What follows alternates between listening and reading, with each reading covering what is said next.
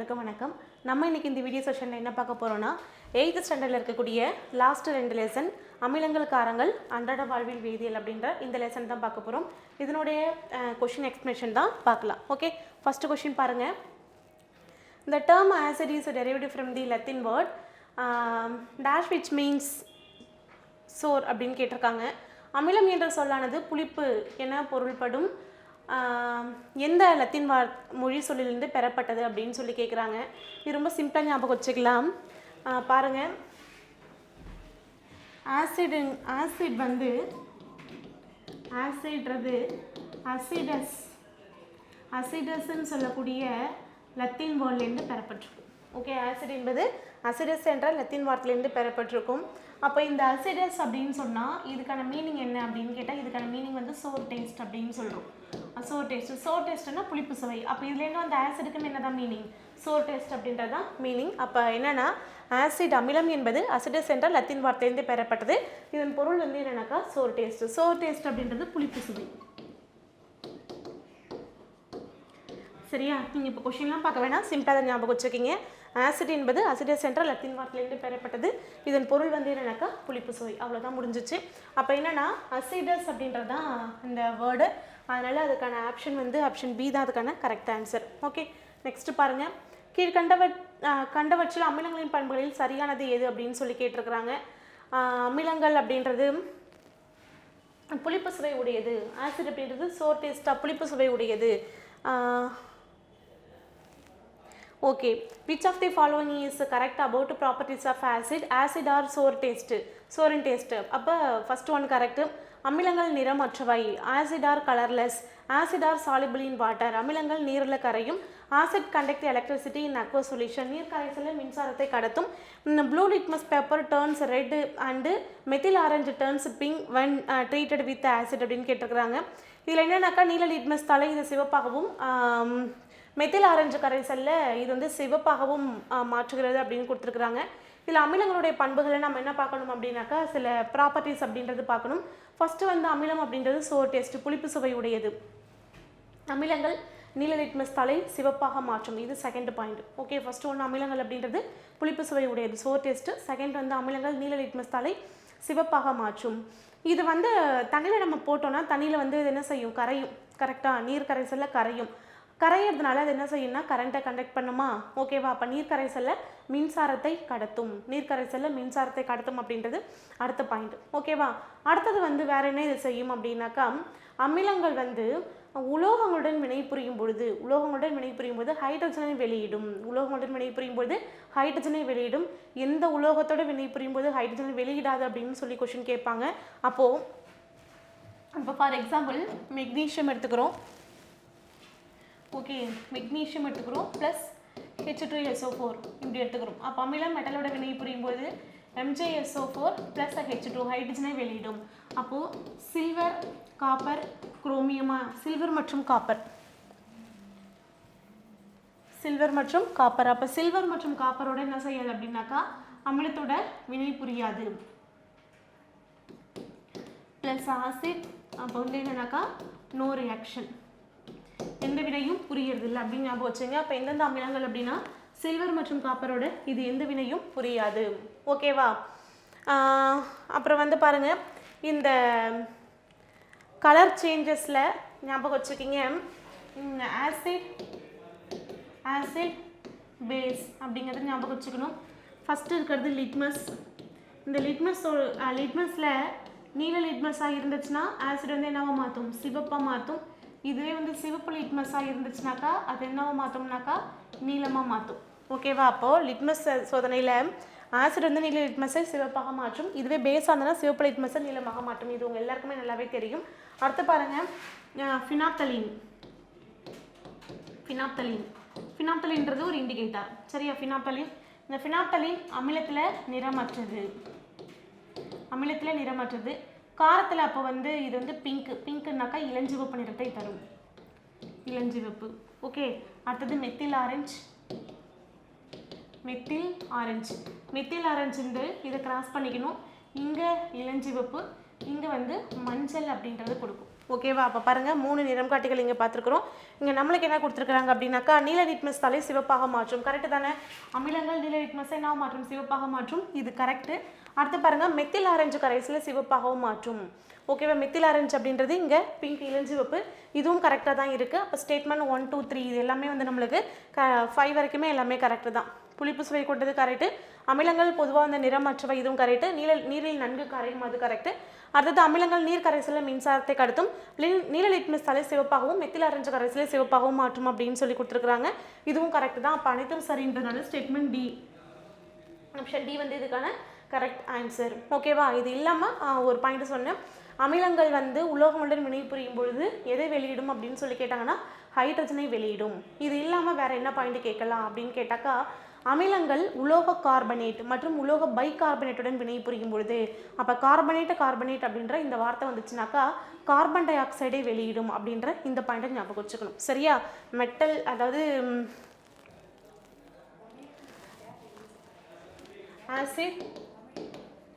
Acid வந்து carbonate அல்லது பைகார்பனேட்டோட வினைபுரியும் பொழுது எது வெளியிடும் அப்படின்னு சொல்லி கேட்டாங்கன்னா CO2. டேரெக்டாக அதை மட்டும் ஞாபகம் வச்சுங்க, CO2வை வெளியிடும். ஆசிட் உலோக ஆக்சைடோட வினைபுரியும் பொழுது எதை தரும்னு சொல்லி கேட்டாங்கன்னா உப்பையும் நிறையும் தரும். பொதுவாக ஒரு அமிலம் காரத்தோட வினைபுரியும் பொழுது உப்பையும் நிறையும் தரும் அப்படின்றது ஞாபகம் வச்சுக்கணும். ஓகே, இதில் இருக்கிற பாயிண்ட்ஸ் எல்லாமே சொல்லியாச்சு, ஞாபகம் வச்சுக்கிங்க. ஓகே, அப்போ எக்ஸ்ட்ரா சொன்னது வந்து என்னன்னாக்கா ஆசிட் பைகார்பனேட்டோட வினைபுரியும் போது கார்பன் டை ஆக்சைடை வெளியிடும். ஆசிட் வந்து உலோக ஆக்சைடு மெட்டல் ஆக்சைடோட வினைபுரியும் பொழுது உப்பையும் நீரையும் தரும். ஓகே, கடைசி வந்து ஒரு ஆசிட் பேஸோட ரியாக்ட் ஆச்சு அப்படின்னாக்கா அதுக்கு நியூட்ரலைசேஷன் ரியாக்ஷன் சொல்கிறோம். அப்போ நம்மளுக்கு அது வந்து நீரை தரும், உப்பையும் நீரையும் தரும் அப்படிங்கிறது ஞாபகம் வச்சுக்கிங்க. ஓகேவா? இது எல்லாமே அமிலங்களுடைய பண்புகளில் நம்ம பார்க்க வேண்டியதாக இருக்கும். ஓகே, சப்போ ஆல் ஆர் ட்ரூ அப்படின்றது தான் இதில் கரெக்ட். இதில் இருக்கிறது எல்லாமே கரெக்டான ஸ்டேட்மெண்ட் தான். அப்போ இதுக்கான ஆன்சர் வந்து ஆப்ஷன் டி தான் எல்லாமே கரெக்டு. நெக்ஸ்ட்டு பாருங்கள், சரியான இணையை தேர்ந்தெடுங்க அப்படின்னு சொல்லி கேட்டிருக்கிறாங்க. கார்பானிக் ஆசிட் அப்படின்றது காற்று அடைக்கப்பட்ட பானங்களில் பயன்படுகிறது. டார்டாரிக் ஆசிட் ரொட்டி சோடாவின் ஒரு பகுதி பொருள். இது ரெண்டுமே கரெக்டான ஸ்டேட்மெண்ட் தான். ஓகே, 1 2 ரெண்டுமே வந்து சரி. ஃபஸ்ட்டு பாருங்கள், hydrochloric acid. Okay, hydrochloric acid எதுக்கு பயன்படுது அப்படின்னா, ஹைட்ரோக்ளோரிக் ஆசிட் வந்து நம்ம சாப்பிடக்கூடிய உணவை செரிமானம் செய்யறதுக்காக நம்ம வயிற்றில் சுரக்கக்கூடிய ஒரு லிக்விடு, ஒரு திரவம் தான் வந்து ஹைட்ரோக்ளோரிக் ஆசிட். அப்போ உணவை செரிமானம் செய்ய பயன்படுது. டாய்லெட் கிளீனுக்கு ஹைட்ரோக்ளோரிக் ஆசிட் யூஸ் ஆகுது. செகண்ட் வந்து சல்ஃபூரிக் ஆசிட் வந்து கிங் ஆஃப் கெமிக்கல்ஸ் அப்படின்னு சொல்லுவோமா, வேதிப்பொருட்களின் அரசன் அப்படின்னு சொல்கிறோம். இது எதனால் கிங் ஆஃப் கெமிக்கல்ஸ் அப்படின்னா, பல வேதி சேர்மங்களை உருவாக்குறதுக்கு தயாரிக்கிறதுக்கு இது பயன்படுறதுனால இது வந்து கிங் ஆஃப் கெமிக்கல்ஸ் அப்படின்னு சொல்கிறோம். ஓகேவா? சல்ஃபூரிக் ஆசிட் பார்த்துட்டு இருக்கிறோம். இது இல்லாமல் இது வந்து மின்கலன்களில் பயன்படுது. மிக சிறந்த நீர்நீக்கியாக பயன்படுகிறது. இதெல்லாம் சல்ஃபூரிக் ஆசிட்டினுடைய பயன்பாடுகள். தேர்ட் வந்து பார்த்தோன்னா நைட்ரிக் ஆசிட் வந்து எதுக்கு பயன்படுதுன்னா, இது வேதிப்பொருளின் அரசி அப்படின்னு அழைக்கப்படுது. இது இல்லாமல் செயற்கை உரமாக பயன்படக்கூடிய அம்மோனியம் சல்ஃபேட் தயாரிப்பில் பயன்படுது. ஓகே, இது நைட்ரிக் ஆசிடுக்கு உள்ளது. அடுத்து பாருங்கள், இது இல்லாமல் அந்த மருந்து பொருட்கள் அந்த மாதிரி மருந்து பொருட்கள் வந்து தயாரிக்கிறதுக்காகவும் எது பயன்படும் அப்படின்னாக்கா இந்த நைட்ரிக் ஆசிட் அப்படின்றது பயன்படும். அடுத்து பாருங்கள், citric acid, acetic acid, benzoic acid. Citric, acetic, benzoic. இந்த சிட்ரிக், அசிட்டிக், பென்சாயிக் இந்த அசிட்டிக் அமிலத்துக்கு பேர் தான் வினிகர் அப்படின்னு சொல்லுவோம். அசிட்டிக் ஆசிடுக்கு இன்னொரு பேர் வினிகர் சொல்லுவோம். இந்த citric acid, acetic acid, benzoic acid இது வந்து எதுக்கு பயன்படுது அப்படின்னா, உணவை பதப்படுத்த அல்லது உணவுப் பொருட்கள் கெட்டு போகாமல் தடுக்கிறதுக்கு வந்து இது மூணுமே பயன்படும். இதுலேயும் பென்சாயிக் ஆசிட் அப்படின்னு சொல்லி தனியாக மென்ஷன் பண்ணி கேட்டாங்க அப்படின்னாக்கா ஊறுகாய் போன்ற பொருள்களை பதப்படுத்த அப்படின்னு சொல்லி கேட்டாங்கன்னா பென்சாயிக் ஆசிட் சொல்லணும். அதிலே நுரைத்து பொங்கும் உப்புகள் தயாரிப்பில் அப்படின்னு சொல்லி கேட்டாங்கன்னா அதுக்கு வந்து சிட்ரிக் ஆசிட் சொல்லணும். ஓகேவா? சிட்ரிக் ஆசிட் தான் நுரைத்து பொங்கும் உப்புகள் தயாரிப்பில் பயன்படக்கூடியதாக இருக்கும். காமனாக கேட்டாங்க அப்படின்னாக்கா உணவை பதப்படுத்த அல்லது உணவுப் பொருட்கள் கெட்டு போகாமல் தடுக்கிறதுக்கு பயன்படக்கூடியது. ஓகேவா? அப்போ சிட்ரிக்கு எக்ஸ்ட்ரா ஒரு பாயிண்ட் வந்து என்ன அப்படின்னாக்கா நுரைத்து பொங்கும் உப்புகள், பிரிக் எஃபர்வெசன்ட் சால்ட் அப்படின்னு சொல்லும். அந்த நுரைத்து பொங்கும் உப்புகளை தயாரிப்பில் சிட்ரிக் அமிலம் பயன்படுகிறது. பென்சாயிக் ஆசிட் அப்படின்றது ஊறுகாய் போன்ற பொருள்களை பதப்படுத்த பயன்படுகிறது. அசிட்டிக் ஆசிட் வினிகர் அப்படின்னு சொல்லி அழைக்கப்படுது. இது ஞாபகம் வச்சுக்கணும். அடுத்தது இது ரெண்டும். இதில் வந்து கார்பானிக் ஆசிட் காற்றடைக்கப்பட்ட பானங்கள், ஏரேட்டட் ட்ரிங்க்ஸ் அப்படின்னு சொல்கிறோம். அதுதான் சோடா, நம்ம குடிக்கிறோம் இல்லையா சோடா அது. அடுத்து வந்து பார்த்தோம் அப்படின்னாக்கா டார்டாரிக் ஆசிட் ரொட்டி சோடாவினுடைய ஒரு பகுதி பொருளாக இருக்கக்கூடியது வந்து எது அப்படின்னாக்கா இந்த டார்டாரிக் ஆசிட். ரொட்டி சோடாவை தான் நம்ம என்னன்னு சொல்கிறோம், பேக்கிங் பவுடர் அப்படின்னு சொல்கிறோம். சரியா? அப்போது baking soda, baking soda plus tartaric acid. Tartaric acid அதான் என்ன வரும் நம்மளுக்கு பேக்கிங் பவுடர் அப்படின்னு கிடைக்கும். Baking powder. அப்போ பேக்கிங் பவுடருடைய ஒரு காம்பவுண்ட் தான் என்னவா இருக்குது அப்படின்னாக்கா இந்த டார்டாரிக் ஆசிட் அப்படின்றது இருக்குது. அதானே? அப்போ கரெக்டு தான், இந்த ஸ்டேட்மெண்ட் கரெக்டு. அப்போ ஸ்டேட்மெண்ட் 1, 2 ரெண்டுமே வந்து நம்மளுக்கு கரெக்டாக தான் இருக்குது. Last one oxalic acid. இந்த ஆக்சாலிக் ஆசிட் வந்து குவார்ட்ஸ் கிறிஸ்டல், அந்த குவார்ட்ஸ் கிறிஸ்டல் மேலே அயனோ மேங்கனீஸோ டெபாசிட்ஸ் இருந்துச்சுன்னா அந்த டெபாசிட்ஸை க்ளீன் பண்ணுறதுக்காக ஆக்சாலிக் ஆசிட் யூஸ் ஆகுது. ஓகேவா? அப்போ குவார்ட்ஸ் படிகத்தில் உள்ள இரும்பு மற்றும் மேங்கனீஸ் படிவுகளை சுத்தம் செய்ய பயன்படுகிறது. Black dots, wooden things. அப்போது கருப்பு கரைகளையும் மரப்பொருள்களையும் தூய்மைப்படுத்தவும் எது பயன்படுதுன்னா ஆக்சாலிக் ஆசிட் பயன்படுது. நியூக்ளிக் ஆசிட் உயிரினங்களுடைய அடிப்படையாக இருக்கக்கூடியது வந்து நியூக்ளிக் ஆசிட். இது எல்லாமே வந்து ஆசிடோடைய பயன்பாடுகள் சொல்லிட்டு இது எல்லாமே நம்ம ஸ்கூல் புக்கில் இருக்கக்கூடியது தான். ஓகேவா? இப்போ இதுக்கு ஆன்சர் வந்து ஆப்ஷன் டி, ஸ்டேட்மெண்ட் 1, 2 ரெண்டுமே நம்மளுக்கு கரெக்டாக இருக்குது. ஓகேவா? அடுத்து பாருங்கள், நம்ம சிவப்பு எறும்பு கடிக்கும் பொழுது அல்லது தேனி கொட்டும் பொழுது ஃபார்மிக் அமிலமானது தோலினுள் உள் செலுத்தப்படுகிறது. வலி மற்றும் எரிச்சல் உள்ள இடத்தில் மெக்னீசியம் ஹைட்ராக்சைடு தேய்த்து ஃபார்மிக் அமிலம் நடுநிலையாக்கப்படுகிறது. ஓகே பாருங்கள், சிவப்பு எறும்பு அல்லது தேனினா இது நம்ம உடம்புல எதை செலுத்தும் அப்படின்னாக்கா ஃபார்மிக் ஆசிட், ஃபார்மிக் அமிலத்தை நம்ம உடம்புல செலுத்தும். இதுவே குளவி அப்படின்னாக்கா இது நம்ம உடம்புல செலுத்தக்கூடியது வந்து என்னென்னா அல்கலி அப்படின்னு சொல்கிறோம். ஓகேவா? அப்போ இது உடம்புல செலுத்தக்கூடியது ஃபார்மிக் ஆசிட். ஆசிடை நம்ம எப்படி நியூட்ரல் பண்ணலாம்? ஓகேவா? இது எப்படி வச்சு நம்ம நியூட்ரல் பண்ண முடியும் அப்படின்னாக்கா கால்சியம் ஹைட்ராக்சைடு. ஓகேவா? Calcium hydroxide. இந்த கால்சியம் ஹைட்ராக்சைடை வச்சு நம்ம என்ன பண்ணலாம் அப்படின்னாக்கா இதை நியூட்ரல் பண்ணலாம். உடம்புல செலுத்துறது அல்கலியாக இருந்துச்சு அப்படின்னு சொன்னாக்கா இதை வந்து நம்ம வினிகர் மூலமாக என்ன செய்ய முடியும்? இதை வந்து நம்ம சரி பண்ண முடியும். அப்போ இங்கே செலுத்துறது அமிலம், அது வந்து ஒரு பேஸ் வச்சு நியூட்ரல் பண்ணுறோம். இந்த அல்கலி அப்படின்றது என்னன்னாக்கா ஒரு பேஸ். ஓகேவா? இது வந்து ஒரு பேஸ். குளவி வந்து நம்ம உடம்புல செலுத்துறது அல்கலி. இதை நம்ம எதை வச்சு சரி பண்ண முடியும்னாக்கா வினிகரை வச்சு நம்மளால சரி பண்ண முடியும். ஓகேவா? அது ஞாபகம் வச்சுங்க. வினிகர் அப்படின்றது acetic acid, neat acetic acid. ஓகேவா? CH3COH இதுதான் acetic acid. Calcium hydroxide CuOH twice, இது calcium hydroxide. Formic acid HCOH அப்படின்றது ஃபார்மிக் ஆசிட். ஓகேவா? இது அமிலம். அல்கலி அப்படின்றது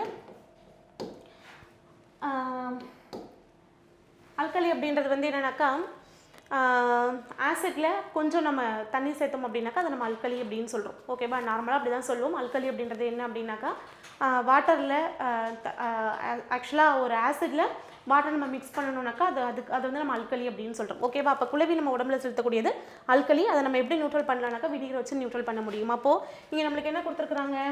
மெக்னீஷியம் ஹைட்ராக்சைடு அப்படின்னு கொடுத்துருக்குறாங்க. இங்கே மெக்னீஷியம் ஹைட்ராக்சைடு வரக்கூடாது. என்ன வரணும்? கால்சியம் ஹைட்ராக்சைடு அப்படின்றது வரணும். அதனால தான் ஸ்டேட்மெண்ட் 1 மட்டும் கரெக்டு. இங்கிலீஷில் பார்க்கலாம். இங்கிலீஷில் வந்து formic acid is injected into a skin when we are bitten by a rat ant or a stung by a bee. Statement 2 வந்து formic acid is neutralized by a rubbing magnesium hydroxide on a area of pain and itching அப்படின்னு இருக்கிறாங்க. அப்போ இந்த இடத்துல என்ன வரக்கூடாது? Magnesium hydroxide அப்படின்றது வரக்கூடாது. நம்மளுக்கு என்ன வரணும்னாக்கா கால்சியம் ஹைட்ராக்சைடு வரணும். அதனால் நம்மளுக்கு ஸ்டேட்மெண்ட் 1 மட்டும் தான் கரெக்டாக. அப்போ ஆப்ஷன் பி தான் இதுக்கான சரியான ஆன்சர். ஓகேவா? அடுத்து பாருங்கள், கீழ்கண்ட கூற்றுகளில் சரியானது எது அப்படின்னு சொல்லி கேட்டிருக்கிறாங்க. லிட்மஸ் என்பது ஒரு இயற்கை நிறம் காட்டியாகும். Which of the following is correct? Litmus is a natural indicator. இது வந்து ஒரு இயற்கையான நிறம் காட்டி தான். ஓகேவா? இது கரெக்டான ஸ்டேட்மெண்ட் தான். இது லைக்கன்லேருந்து பிரித்தெடுக்கப்படுகிறது. It can be extracted from lichens. இது வந்து ஒரு தாவரம், லைக்கன்லேருந்து பிரித்தெடுக்கப்படுகிறது. இதுவும் கரெக்டானதான். இது சிவப்பு அல்லது நீல நிறத்தில் இருக்கும். ஓகே, சிவப்பு அல்லது நீல நிறத்தில் இருக்கும். இது நீல லிட்மஸ் தாள் அமில கரைசலில் சிவப்பு நிறமாகவும் சிவப்பு லிட்மஸ் தாள் கார கரைசலில் நீல நிறமாகவும் மாறுகிறது. அதானே? இப்போ லிட்மஸ் பேப்பர்ன்றது இப்படி இருக்கும், சரியா? இப்போ ஒரு பக்கம் ஃபுல்லாக இப்படி இது வந்து ரெட்டு, அதே மாதிரி இன்னொன்று வச்சுப்போம். இந்த பக்கம் வந்து சப்போஸ் இது வந்து ப்ளூன்னு வச்சுப்போம்.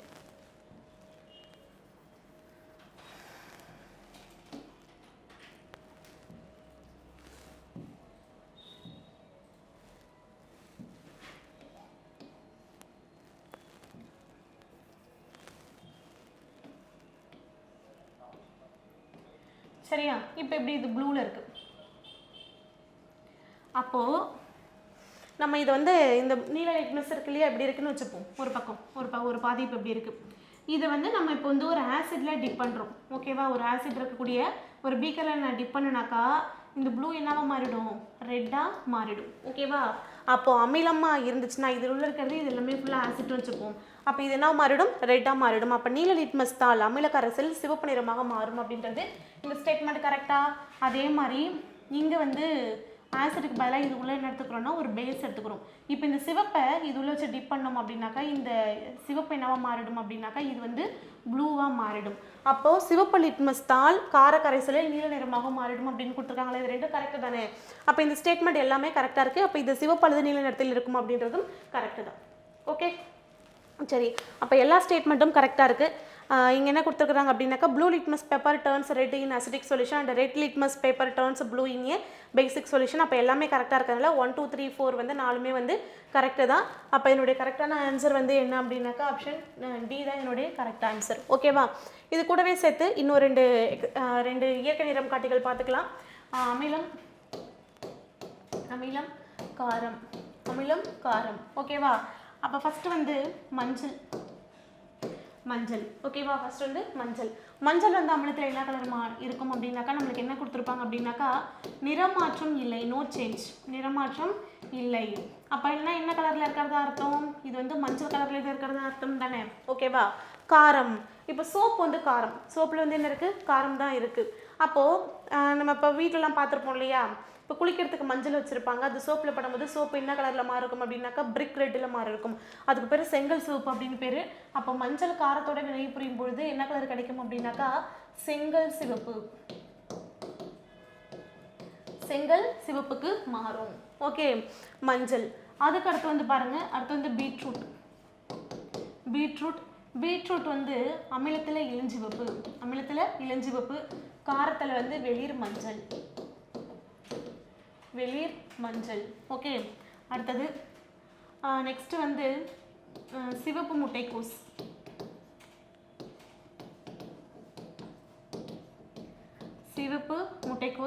இது அமிலத்தில் இளஞ்சிவப்பு அல்லது சிவப்பு கொடுக்கும், காரத்தில் பச்சை கலரை கொடுக்குது. அதே மாதிரி செம்பருத்தி பூ அமிலத்தில் இளஞ்சிவப்பு, காரத்தில் பச்சை. அப்போ இந்த முட்டைக்கோஸ் சாறு இது எல்லாமே எப்படி இருக்கும், இந்த மாதிரி தான் கொடுத்துருக்கோம். இது உங்களுக்கு ப்ரீவியஸ் இயரில் போலீஸில் ஒரு எக்ஸாம்பிள் கேட்டிருப்பாங்க. இந்த முட்டைக்கோஸ் சாறை எடுத்துக்கிறோம். அந்த முட்டைக்கோஸ் சாறில் கொஞ்சம் வந்து பேஸ்ட் ஆட் பண்ணுறோம். பேஸ்ட்டுங்கிறது நம்ம ப்ரஷ் பண்ணுறதுக்கு யூஸ் பண்ணுறோம் இல்லையா, பேஸ்ட் ஆட் பண்ணுறோம். அப்போ அதனுடைய கலர் வந்து என்ன சேஞ்ச் ஆகும் அப்படின்னு சொல்லி கேட்டிருப்பாங்க. அதுக்கான கரெக்டான ஆன்சர் வந்து பச்சை தான். ஏன் பச்சை அப்படின்னா நம்ம யூஸ் பண்ணக்கூடிய பேஸ்ட் வந்து என்ன தன்மை இருக்குன்னா அது வந்து ஒரு அல்கலி நேச்சர், காரத்தன்மை உடையது. எதனால் பேஸ்ட்டாக காரத்தன்மையில் கொடுக்குறாங்க அப்படின்னா நம்ம வாயில் இருக்கக்கூடிய உமிழ்நீர் சலைவா சொல்கிறோம் இல்லையா, இது வந்து அமிலத்தன்மை உடையது. அந்த அமிலத்தன்மையை நியூட்ரல் பண்ணுறதுக்காக அதை என்ன செய்வாங்க, பேஸ்ட் வந்து காரத்தன்மையில் கொடுத்துருப்பாங்க. அப்போது முட்டைக்கோஸ் சாறில் காரத்தை சேர்த்துனா என்ன கலர் கொடுக்கணும், பச்சை கலர் கொடுக்கணும். அந்த காரங்கிறத அவங்க டேரெக்டாக கொடுக்காம அந்த இடத்துல ஒரு வார்த்தை ஆட் பண்ணுறாங்க. அதுதான் என்னது, நம்ம ப்ரஷ் பண்ணக்கூடிய பேஸ்ட். அந்த பேஸ்ட்டை பர்பஸ் என்ன கொடுத்துருப்பாங்க, அதை நம்ம யூஸ் பண்ணால் அது என்ன கலர் சேஞ்ச் ஆகும் அப்படின்றது கேட்டிருப்பாங்க. சரியா, அதே மாதிரி நான் இதுக்கு முன்னாடி ஒரு கொஷினில் பார்த்தோம். அந்த கொஷினில் பார்த்த இந்த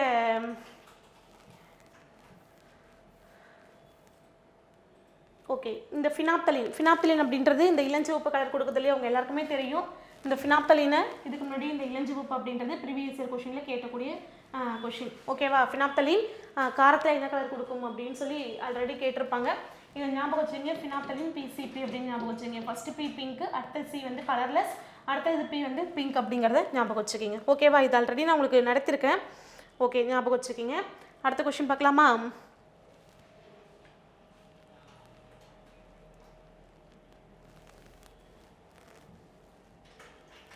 நெக்ஸ்ட் பாருங்க, நெக்ஸ்ட் கொஷினில் காரங்களுடைய பயன்கள் கொடுத்துருக்குறாங்க. காரங்களில் சோப்பு தயாரிக்க அப்படின்னு கேட்டால் சோப்பை பொறுத்த வரைக்கும் நான் ப்ரீவியஸ் வீடியோவில் சொல்லியிருப்பேன். சோப்பை பொறுத்த வரைக்கும் 2 விதமான சோப்பு இருக்குது. ஒன்று வந்து குளியல் சோப்பு, இன்னொன்று வந்து சலவை சோப்பு. அப்போ சலவை சோப்புனா அதுக்கு சோடியம் ஹைட்ராக்சைடும், இதுவே வந்து குளியல் சோப்புனா அதுக்கு வந்து நம்ம பொட்டாசியம் ஹைட்ராக்சைடும் யூஸ் பண்ணுறோம். இங்கே நம்மளுக்கு என்ன கேட்டிருக்காங்கன்னா சோப்பு தயாரிக்கன்னு காமனாக கேட்டிருக்கிறாங்க. நம்மளுக்கு சோடியம் ஹைட்ராக்சைடு மட்டும் தான் இருக்கிறதுனால இது நம்ம எடுத்துக்கலாம் 4. அடுத்தது கட்டிடங்களுக்கு சுண்ணாம்பு பூச. கட்டிடங்களுக்கு சுண்ணாம்பு பூச அப்படின்னாக்கா இதுக்கு பேர் நீட்சிய சுண்ணாம்பு அப்படின்னு சொல்கிறோம். கால்சியம் ஹைட்ராக்சைடு இதான் யூஸ் ஆகும். அப்போ 3. அடுத்த வயிற்றுக்கோளாறு பிரச்சனைக்கு மருந்தாக அப்படின்னு சொல்லி கேட்டாங்கன்னாக்கா மெக்னீஷியம் ஹைட்ராக்சைடு. மெக்னீஷியம் ஹைட்ராக்சைடு இது sodium hydroxide. Sodium hydroxide NaOH, magnesium hydroxide MgOH twice magnesium hydroxide ammonium hydroxide. சரியா? அப்போ மெக்னீஷியம் ஹைட்ராக்சைடு அது கூட சேர்த்து அலுமினியம் ஹைட்ராக்சைடும் எடுத்துக்கலாம். அப்போ இந்த மெக்னீஷியம் ஹைட்ராக்சைடும் அலுமினியம் ஹைட்ராக்சைடும் சேர்ந்த கலவை தான் எதுக்கு பயன்படுது? வயிற்றுக்கோளாறுக்கு பிரச்சனைக்கு மருந்தாக பயன்படுகிறது. துணிகளில் இருக்கக்கூடிய எண்ணெய் கரைகளை நீக்க அப்படின்னு சொல்லி கேட்டாங்கன்னா அம்மோனியம் ஹைட்ராக்சைடு. ஓகேவா? துணி துவைக்கிறது யார் துவைப்பா? அம்மா துவைப்பாங்க. அப்போ அம்மோனியம் ஹைட்ராக்சைடு ஞாபகம் வச்சுக்கிங்க. இதுதான் வந்து துணிகள் இருக்கக்கூடிய எண்ணெய் கரைகளை நீக்கிறதுக்கு பயன்படுது. மொத்தமாகவே காரங்களுடைய பயன்பாடுகள் நம்மளுக்கு இவ்வளோ தான் கொடுத்துருக்குறாங்க. சரியா? அப்போ சோப்பு தயாரிக்க அப்படின்னா சோடியம் ஹைட்ராக்சைடு, கட்டிடங்களுக்கு வெள்ளை அடிக்க அப்படின்னு சொன்னாக்கா கால்சியம் ஹைட்ராக்சைடு, வயிற்றுக்கோளாறு பிரச்சனைக்கு மருந்தாக அப்படின்னு சொல்லி கேட்டாங்கன்னா மெக்னீஷியம் ஹைட்ராக்சைடு சேர்த்து அலுமினியம் ஹைட்ராக்சைடு. அடுத்தது துணிகள் இருக்கக்கூடிய எண்ணெய் கரைகளை நீக்குவதற்கு அப்படின்னு கேட்டாங்கன்னாக்கா அம்மோனியம் ஹைட்ராக்சைடு. அப்போ ஆன்சர் 4 3 2 1 அப்படின்றது ஆப்ஷன் ஏ தான் இதுக்கான கரெக்ட் ஆன்சர். ஓகேவா? நெக்ஸ்ட் கொஸ்டின் பாருங்க. ஓகே, நான் ஏற்கனவே கேட்டேன் சொல்லிருக்கேன். அந்த கொஸ்டின் இங்கே இருக்குது. ஊறுகாயில் வினிகர் அசிட்டிக் அமிலம் அல்லது பென்சாயிக் அமிலம் இருப்பதால் அவை நீண்ட நாட்கள் கெட்டு போகாமல் இருக்கின்றன.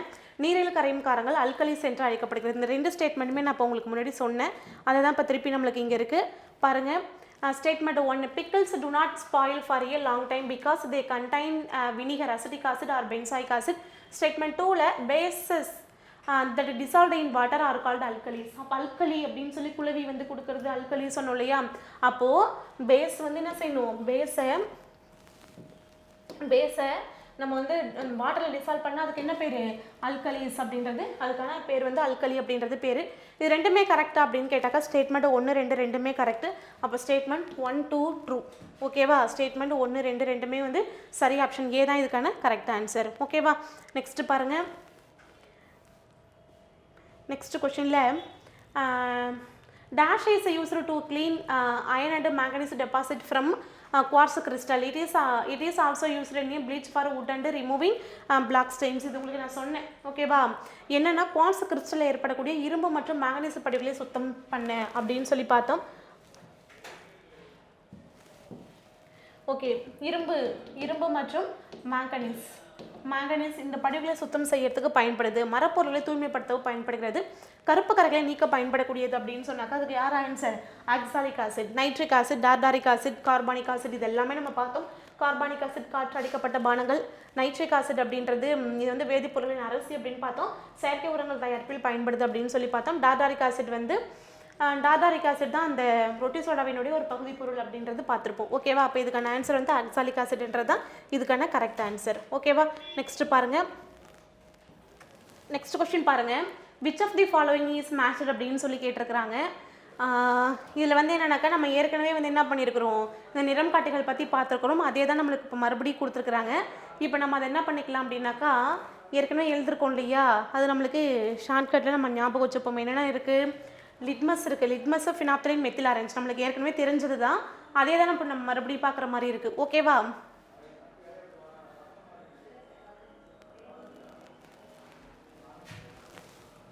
சரி, நீங்களும் அப்படி கொஞ்சம் ரிவிஷன் பண்ணி பாருங்கள்.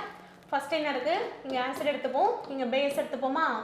பேஸ் எடுத்துப்போம். ஃபஸ்ட்டு இருக்கிறது வந்து லிட்மஸில் ஆசிட்டில் நீல லிட்மஸ் இருந்தால் என்னவோ மாற்றும்? சிவப்பாக மாற்றோமா? பேஸ் வந்து சிவப்பு லிட்மஸ் என்னவோ மாற்றும்? நீளமாக மாற்றும். அடுத்தது ஃபினாப்தலின் வந்து இங்கே கலர்லெஸ், நிறமற்றது. இங்கே வந்து இளஞ்சிவப்பு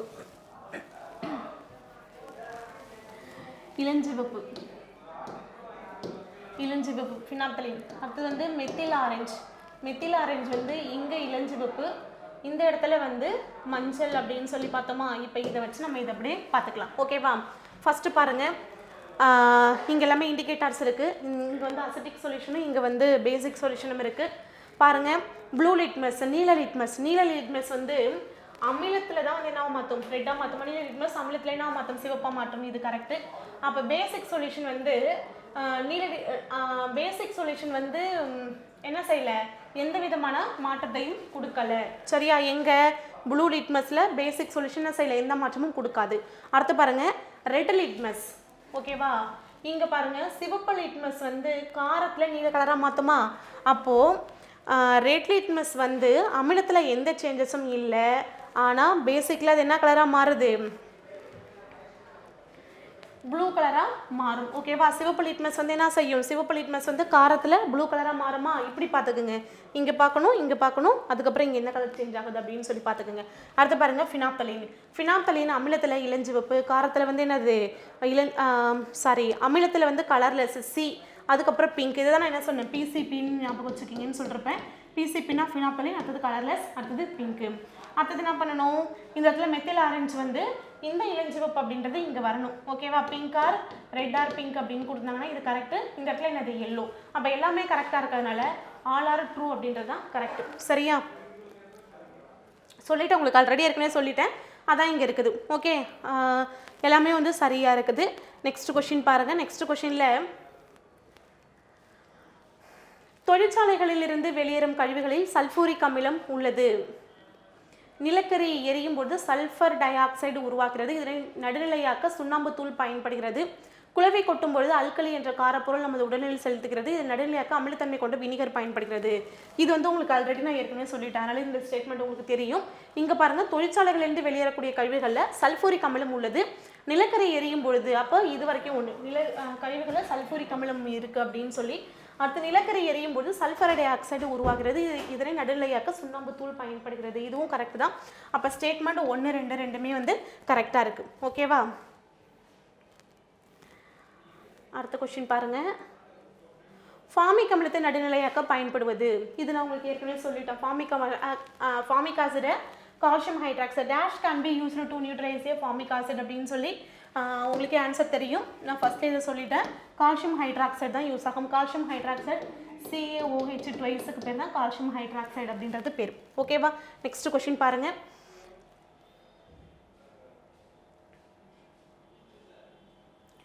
ஓகே, இந்த கொஷின் வந்து ரிப்பீட் ஆகிருக்கு. இந்த கொஷின் நம்ம ஆல்ரெடி ஏற்கனவே பார்த்தாச்சு. ஓகே, இதுக்கு பதில் நம்மளுக்கு ஒரு கொஷின் எக்ஸ்ட்ரா இருக்கும், பார்த்துக்கலாம். ஆக்சாலிக் ஆசிட் குவார்ட்ஸ் படிகத்தில் ஏற்படும் இரும்பு மற்றும் மேக்னீசியம் படிகளை சுத்தம் செய்வதற்கும் மரப்பொருள் தூய்மையாக்கிறதுக்கும் கருப்பு கரைகளை நீக்கவும் பயன்படுகிறது அப்படின்றது உங்களுக்கு நல்லாவே தெரிஞ்சதான். ஆக்சாலிக் ஆசிட் தான் என்னுடைய கரெக்ட் ஆன்சர். ஓகேவா? நெக்ஸ்ட் பாருங்கள், ஒரு மேட்ச் ஃபாலோவிங் அப்படின்றது கொடுத்துருக்குறாங்க. ஆப்பிளில் இருக்கிறது மாலிக் ஆசிட், ஆப்பிள் வந்து மாலிக் ஆசிட். ஆரஞ்சு அப்படின்றது ascorbic acid. Grapes tartaric acid. டீயில் வந்து டானிக் ஆசிட். 4, 3, 2, 1 அப்படின்றதான் என்னுடைய கரெக்ட் ஆன்சர். அப்போ ஆப்ஷன் ஏ தான் இதுக்கான சரியான ஆன்சர். ஓகேவா? இதில் தமிழ்லையும் அதுதான் இருக்கும்.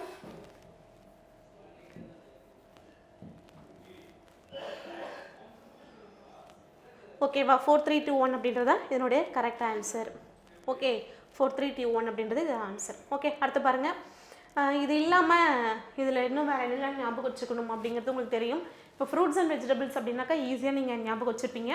இது இல்லாமல் வேறு என்னென்னலாம் இருக்குது அப்படின்னு சொல்லி பார்த்தோன்னாக்கா, இப்போ வந்து பால் மற்றும் தயிர் அப்படின்னாக்கா அதில் இருக்கிறது லாக்டிக் ஆசிட் இருக்கும். ஓகேவா? பாலில் தயிரில் லாக்டிக் ஆசிட் இருக்கும்.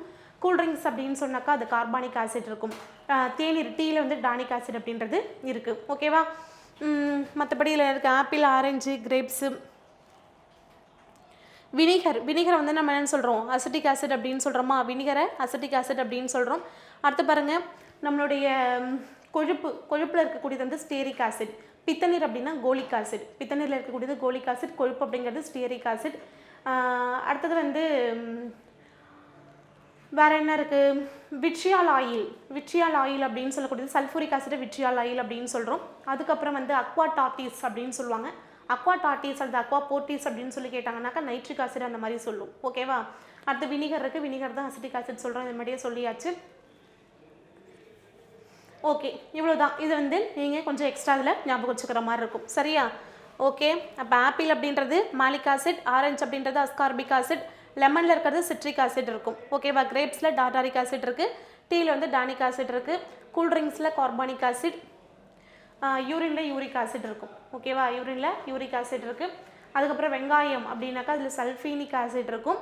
அப்புறம் வந்து சமையல் சோடா அதான் பார்த்தோம் இல்லையா, அதில் வந்து டார்டாரிக் ஆசிட் அப்படின்றது இருக்கும். ஓகேவா? ஸோ ஓரளவுக்கு எல்லாமே நம்ம இதில் கம்ப்ளீட் பண்ணிட்டோம். அதுக்கப்புறம் டிஎன்ஏ ஆர்என்ஏ அதில் இருக்கிறது நியூக்ளிக் ஆசிட் இருக்கும். டிஎன்ஏ ஆர்என்ஏல நியூக்ளிக் ஆசிட் இருக்கும். இதை ஞாபகம் வச்சுக்கிங்க. ஓகே, அடுத்து பாருங்கள் புரோட்டீன் அப்படின்னு சொல்லி கேட்டாங்கன்னா அதில் வந்து அமினோ ஆசிட் இருக்கும். ஓகே, அடுத்து பாருங்கள் அமிலம் மற்றும் காரம் பற்றிய கொள்கைகளை அர்கனியஸ் முன்மொழிந்த ஆண்டு அப்படின்னு சொல்லிருக்கிறாங்க. The year in which theory of acid and bases was proposed by Arrhenius ஆன் அப்படின்னு கேட்டிருக்கிறாங்க. 1884 என்ன செஞ்சிருப்பாருன்னா இதை வந்து இவர் சொல்லியிருப்பாரு. இந்த அர்கனியஸ் தியரியை பொறுத்த வரைக்கும் ஆசிட் பேஸ் ரெண்டுத்துக்குமே சொல்லியிருப்பாரு. அமிலம்னா என்ன, காரம்னா என்ன அப்படின்றத ரெண்டுத்தையுமே சொல்லியிருப்பாரு. அமிலம் அப்படின்றது ஆசிட் அப்படின்றது நீரில் கரையும் போது ஹெச்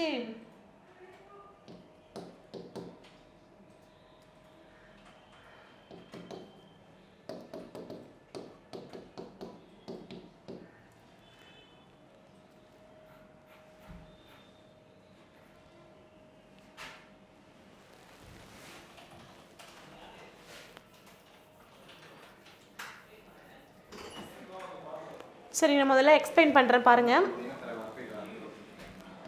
ஸோ இது வந்து ஒரு பிக்கர் எடுத்துக்கிறோம். இப்போ இதில் வந்து நம்ம வாட்டர் எடுத்துக்கிறோம். இது ஃபுல்லாக வாட்டர் இருக்குது. இப்போ நம்ம இதில் வந்து ஆசிட் HCl இதில் வந்து நம்ம இன்செர்ட் பண்ணுறோம். அப்போ HCl இதில் வந்து நம்ம வந்து உள்ளே செலுத்தும் பொழுது இது உள்ளே வரும்போது அது என்னவாக இருக்கும் அப்படின்னாக்கா HCl இருக்கும். உள்ளே வந்ததுக்கப்புறம் H+னும் Cl- அப்படின்னு சொல்லி பிரிஞ்சிடும். இதே மாதிரி ஒரு பேஸ் நம்ம எடுத்துக்கிறோம். இந்த பேஸில் உள்ளே நம்ம வந்து வாட்டர் எடுத்துக்கிறோம். இந்த வாட்டருக்கு இப்போ இதில் வந்து நம்ம சோடியம் ஹைட்ராக்சைடு அப்படின்றது இதில் ஆட் பண்ணுறோம். உள்ளே வர வரைக்கும் அது NaOH இருக்கும். இந்த நீருக்குள்ளார வந்ததுக்கப்புறம் இது Na+னும் OH- பிரிஞ்சிடும். அப்போ இது வச்சு அவர் என்ன சொல்லிருப்பார் அப்படின்னா ஆசிடாக இருந்ததுன்னா H+ கொடுக்கும், பேஸாக இருந்ததுன்னா OH- கொடுக்கும்னு சொல்லியிருப்பாரு. அப்போ HCl அங்கே இருக்கக்கூடிய நீரோட வினை புரியும் பொழுது H+னும் Cl- அப்படின்னு டிசோசியேட் ஆகும். இருந்த அந்த H+ மறுபடியும் அங்கே இருக்கக்கூடிய நீரோட வினை புரியுது. அப்போ வினை புரியும் போது H3O+ அப்படிங்கிறத கொடுக்கும். அப்போ இவர் இதான் சொல்லியிருப்பாரு, ஆசிடாக இருந்ததுன்னா ஹைட்ரஜன் அயான் அல்லது ஹைட்ரோனியம் அயானை தரும். பேஸாக இருந்துச்சு அப்படின்னாக்கா ஹைட்ராக்சைடு அயனை கொடுக்கும். ஓகேவா? NaOH + H2O அப்போ எடுத்துக்கிட்டோம்னாக்கா Na + OH- கொடுக்கும் அப்படின்றது சொல்லிருப்பாரு. அப்போ அமிலமாக இருந்தால் H+ அல்லது H3O+ கொடுக்கும், காரமாக இருந்ததுன்னா OH- கொடுக்கும் அப்படின்றத சொல்லியிருப்பாரு. ஓகேவா? இது சிம்பிளாக அதை ஞாபகம் வச்சுக்கிங்க. உள்ளே இருக்கிறது வாட்டர், உள்ள தண்ணிக்குள்ளே வந்ததுக்கப்புறம் அயான் டிசோசியேஷன் அப்படின்றது நடக்குது. அந்த அயான் டிசோசியேஷனால தான் அது என்ன செய்யுது அப்படின்னாக்கா அயனிகளாக பிரிகை அடைஞ்சிருது. ஓகேவா? இதை ஞாபகம் வச்சுக்கிங்க. இது வந்து அவர் எந்த வருஷம் சொல்லிருப்பார் அப்படின்னாக்கா 1884 சொல்லிருப்பாரு. இதுதான் நம்ம அர்கனியஸ் தியரியை சொல்கிறோம். அப்போ அமிலங்கள் இருந்தால் H+ அல்லது H3O+ கொடுக்கும். இதுவே காரமாக இருந்ததுனாக்கா OH- கொடுக்கும். ஓகே, சிம்பிள் தான். அடுத்து பாருங்கள் அமிலங்கள் காரங்கள் ரெண்டுத்துக்குமே வந்து என்ன செஞ்சுருக்கிறேன், இதை சொல்லியிருக்கிறேன். அடுத்து பாருங்கள் நெக்ஸ்ட் கொஸ்டின். இந்த கொஸ்டின் உங்களுக்கு சொல்லிட்டேன். வேதிப்பொருளின் அரசன் என்று அழைக்கப்படுவது சல்ஃபூரிக் ஆசிட். இது உங்களுக்கு ஏற்கனவே சொன்னதுனால which is called as king of chemical sulphuric acid. Okay, so அப்போ இது வரைக்கும் நம்ம என்ன செஞ்சுருக்கிறோம் அப்படின்னாக்கா இப்போ இது வரைக்குமே உங்களுக்கு ஆசிட் பேஸினுடைய கொஷின்ஸ் எல்லாமே இதில் நம்மளுக்கு வந்துருச்சு. ஓகேவா? இதில் இனி சொல்லாத ஏதாவது ஒரு பாயிண்ட் இருக்கா அப்படின்னு கேட்டாக்கா திண்மநிலை அமிலம் அப்படின்னு சொல்லி கேட்பாங்க. திண்மநிலை அமிலத்திற்கான எடுத்துக்காட்டு அப்படின்னு சொல்லி கேட்டாங்கன்னா பென்சாயிக் ஆசிட். ஓகேவா? பென்சாயிக் ஆசிட் தான் திண்மநிலை. எக்ஸ்ட்ரா வேணா அந்த கொஷின் ஞாபகம் வச்சுக்கிங்க. திண்மநிலை அமிலம்,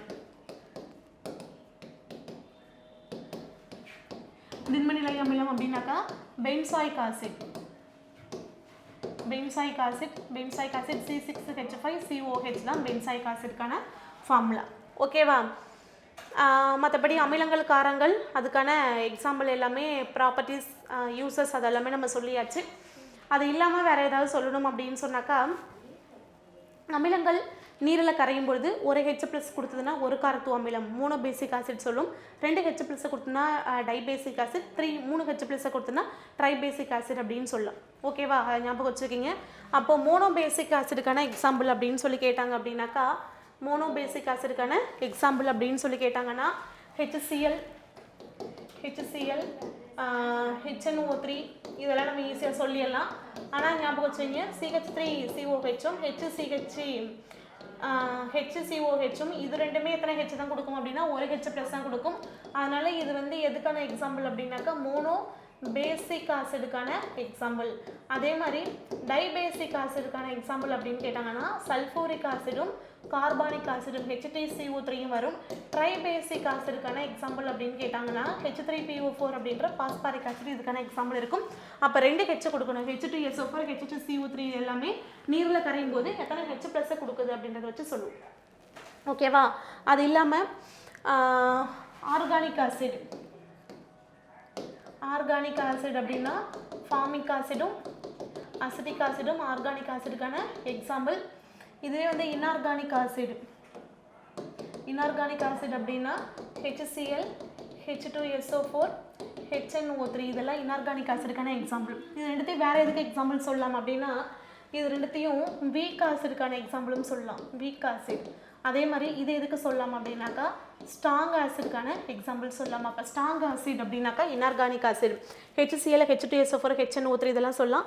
வீக் ஆசிட் ஆர் ஆர்கானிக் ஆசிட்னா HCOH CH3COH இதெல்லாமே வந்து வீக் ஆர் ஆர்கானிக் ஆசிடுக்கான எக்ஸாம்பிள். ஓகேவா? இதெல்லாம் ஈஸி தான், ஞாபகம் வச்சுக்கிங்க. அதே மாதிரி ஸ்ட்ராங் பேஸ் அப்படின்னு சொல்லி கேட்டாங்கன்னா NaOH KOH இதெல்லாம் சொல்லலாம். வீக் பேஸ்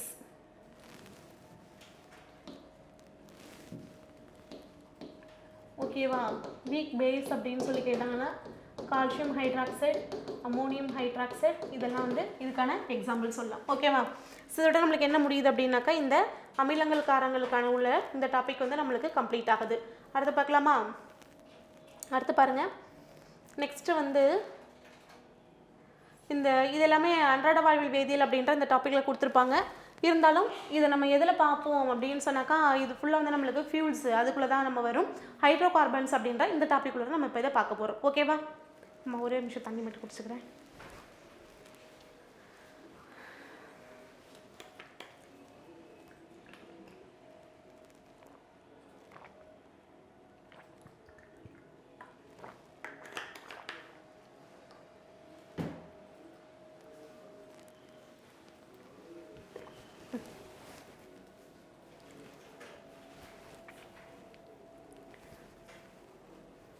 அப்படியே ஸ்டார்ட் பண்ணிட்டுமா? ஐயோ முடியலையே.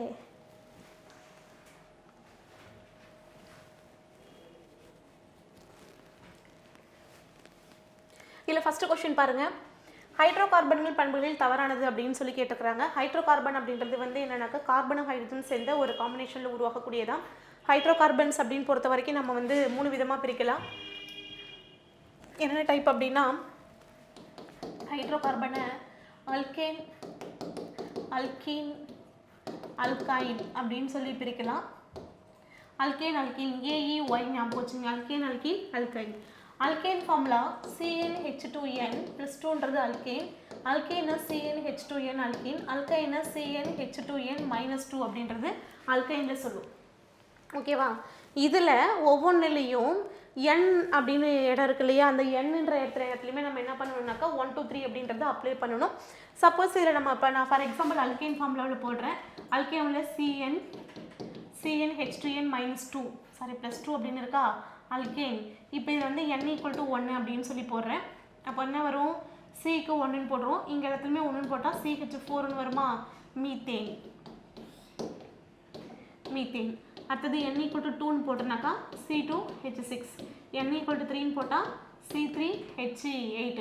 அடுத்தது N = 4ன்னு போட்டால் C4H10. N = 5ன்னு போட்டால் C5H12 அப்படின்னு சொல்லி இப்படி வரும். அப்போ methane ethane propane butane pentane அந்த மாதிரி ஒவ்வொரு ஃபார்ம்லேயும் நம்ம என்ன செய்யலாம்? இது நம்ம போடலாம். அப்போ மீத்தேன் அடுத்தது வந்து ஈத்தேன்.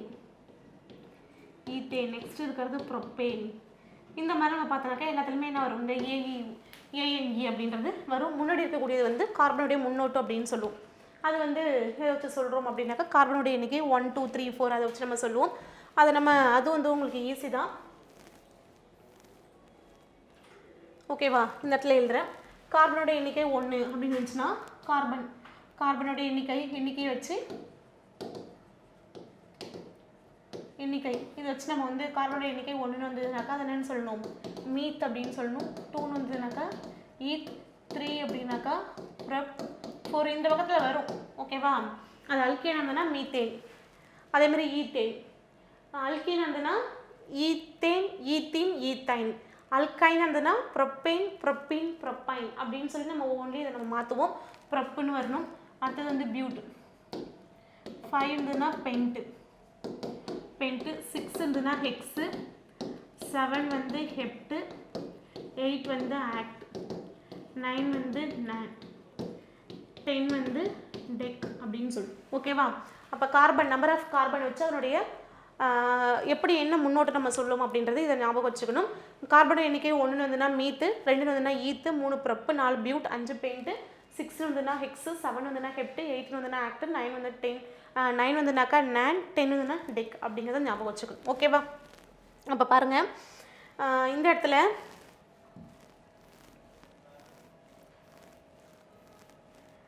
சரி. ஸோ அப்போ methane, ethane, propane, butane, pentane அப்படின்னு கார்பனோட எண்ணிக்கை என்ன வருதோ அதை வச்சு என்ன செய்வோம், அது அல்கேன் டைப்பா, அல்கீன் டைப்பா, அல்கைன் டைப்பா அப்படின்றத வச்சு நம்ம இதுக்கு நேம் கொடுப்போம். அப்போ பாருங்கள், ஹைட்ரோ கார்பன் பண்புகளில் தவறானது எதுன்னு சொல்லி கேட்டிருக்கிறாங்க. பெரும்பாலான ஹைட்ரோ கார்பன்கள் நீரில் கரையாதவை அப்படின்னு சொல்லி சொல்லிருக்கிறாங்க. தவறானதை நம்மளுக்கு கேட்டிருக்கிறாங்க. ஓகேவா? ஹைட்ரோ கார்பன் நீரை விட அடர்த்தி குறைந்தவை. பெரும்பாலான ஹைட்ரோ கார்பன்கள் ஆக்சிஜனுடன் வினைபுரிந்து கார்பன் டை ஆக்சைடையும் நீரையும் தருகிறது. ஹைட்ரோ கார்பன்கள் வாயுக்களாகவும் திரவங்களாகவும் காணப்படுவதில்லை.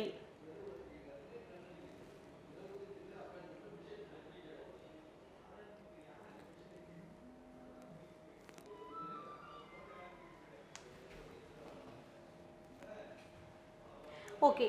ஸோ அப்போ நம்ம வந்து இதுக்கு ஹைட்ரோ கார்பன்கள் அப்படின்றது இது வந்து வாயுக்களாகவும் காணப்படும், திரவங்களாகவும் காணப்படும், மெழுகு போன்ற திண்மங்களாகவும் காணப்படும். இது வந்து காணப்படுவதில்லை அப்படின்றது இது வந்து தவறானது. அப்போ வந்து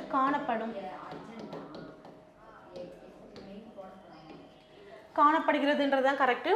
ஓகேவா? சரி. அப்போது இதில் வந்து நம்ம அப்படியே இங்கிலீஷ் கொஷின் பார்க்கலாம். இங்கிலீஷில் which of the following is incorrect about the properties of hydrocarbons? Most of the hydrocarbons are insoluble in water. Hydrocarbons are less dense than water. ஓகேவா? அதனால தான் நீர் மேலே மிதக்கக்கூடியதாக இருக்கும். Most of hydrocarbon react with oxygen to produce carbon dioxide and water. Hydrocarbon cannot be gases, liquid and wax அப்படின்னு கொடுத்துருக்காங்க. wax அப்படின்ற இடத்துல நம்ம என்னென்னு எடுத்துக்கலாம், சாலிட் அப்படின்னு எடுத்துக்கலாம். ஓகேவா? வேக்ஸ்ன்ற இடத்துல நம்ம என்ன எடுத்துக்கலாம், சாலிட்னு எடுத்துக்கலாம். அப்போ வந்து கெனாட் அப்படின்னு கிடையாது, இது வந்து கேன் தான். என்ன செய்ய முடியும், இது வந்து சாலிட், லிக்விட், கேஸாக வந்து இது இருக்கும். அப்போ வந்து எது இன்கரெக்ட் அப்படின்னா ஆப்ஷன் டி தான் இதனுடைய தவறான ஆன்சர். ஓகேவா? அடுத்து பாருங்கள், பொறுத்துகை கேட்டிருக்கிறாங்க. பொறுத்துகையில் வந்து ஈத்தேன், ப்ரொப்பேன், பியூட்டேன் அப்போ மேலே எழுதிருந்த இல்லையா, அதே தான் திருப்பி கேட்டிருக்கிறாங்க. ஈத்தேன் அப்படின்னாக்கா மீத்துனா 1ன்னு வரணுமா, ஈத்து பாருங்கள் ஃபஸ்ட்டு நம்ம என்னென்னு சொன்னோம், மீத்துன்னு சொன்னோமா, அதானே மீத்தேன். அப்போ மீத்துனா 1ன்னு வரணும், ஈத்துனா 2ன்னு வரணுமா. அப்போ 2 எங்கே இருக்குது, இங்கே இருக்குது, அதானே 2 இங்கே இருக்குது. அப்போ 1ன்னு எடுத்துக்கலாமா, 1ன்னு எடுத்துப்போம். ப்ரொப் அப்படின்னா 3, அப்போ 2ல் இருக்குது. பியூட்டுன்னா 4, அதானே, அப்போ இங்கே வந்து 4ன்னு வரணும். பென்ட்டுனா 5, அப்போ 3. 1 2 4 3 அப்படின்றது ஆன்சர். அப்போ ஆப்ஷன் வந்து டி தான் இதுக்கான கரெக்ட் ஆன்சர். ஓகேவா? ஈத்தேன், ப்ரொப்பேன், பியூட்டேன், பென்டேன் அப்படின்றது இது சிம்பிள் கொஷின் தான். நெக்ஸ்ட் பார்க்கலாம். நெக்ஸ்ட் கொஷின் பாருங்கள், சரியான இணையை காண்க அப்படின்னு சொல்லி கொஷின் கேட்டிருக்கிறாங்க. கேட்டிருக்கக்கூடிய கொஷின் வந்து என்னன்னாக்கா சரியான இணை தான். ஓகேவா? இதில் பாருங்கள், நிலக்கரி வாயு, உயிரி வாயு, நீர் வாயு, உற்பத்தி வாயு, இதுதான் கொஷின் கொடுத்துருக்குறாங்க. இதில் பாருங்கள், நிலக்கரி வாயு அப்படின்னாக்கா இப்போ சிம்பிள் ஞாபகம் வச்சுக்கிங்க. ஃபஸ்ட்டு மீத்தேன் எழுதிக்கோங்க. மீத்தேன் இருக்கா, சிக்கு முன்னாடி CO2 போட்டுக்கோங்க, ஹெச்சுக்கு அப்புறம் H2 போட்டுக்கோங்க. ஓகேவா? இதுதான் வந்து நிலக்கரி வாயு. ஓகே. இதுவே உயிரி வாயு அப்படின்னு சொல்லி கேட்டாங்கன்னா இதில் ஹைட்ரஜன் மட்டும் கட் பண்ணிவிடுங்க.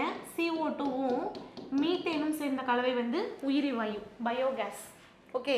அடுத்து பாருங்கள், நீர்னாலே என்ன வந்துடணும், H2 வந்துடணுமா. அப்போ H2 + CO. உற்பத்தி அப்படின்னு சொல்லும் போது யார் வேணும், நைட்ரஜன் இருக்கணுமா. அப்போ N2CO. இவ்வளோ தான் டிஃப்ரென்ஸ்.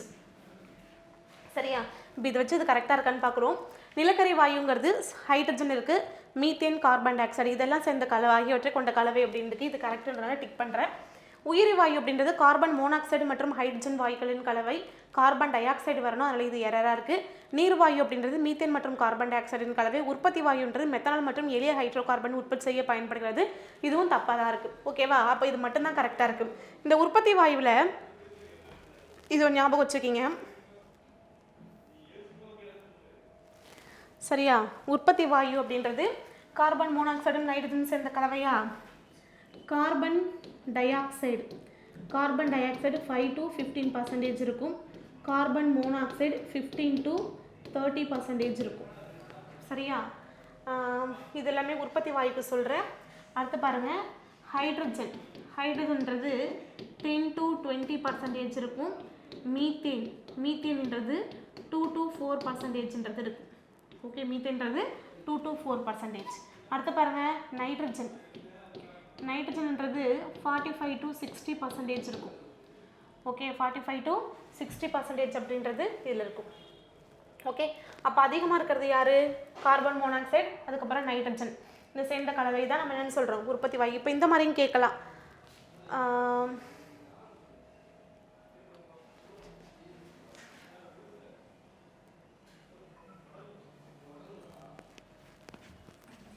ஓகே, ஸோ அப்போ கார்பன் டை ஆக்சைடு அப்படின்றது 5 to 15%, கார்பன் மோனாக்சைடு அப்படின்றது 15 to 30%, ஹைட்ரஜன் அப்படின்றது 10 to 20%, மீத்தேன்றது 2 to 4% அப்படின்றது இருக்குது. நைட்ரஜன் அப்படிங்கிறது 45 to 60% அப்படின்றது இருக்கும்.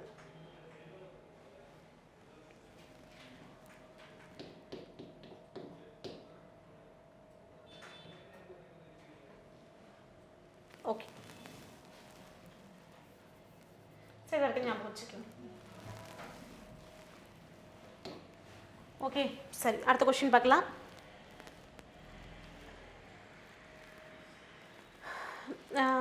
இதுதான் நம்ம பார்த்துருக்குறோம். கோல் கேஸ் அப்படின்றது mixture of gases like hydrogen, methane and carbon monoxide. இது கரெக்டு.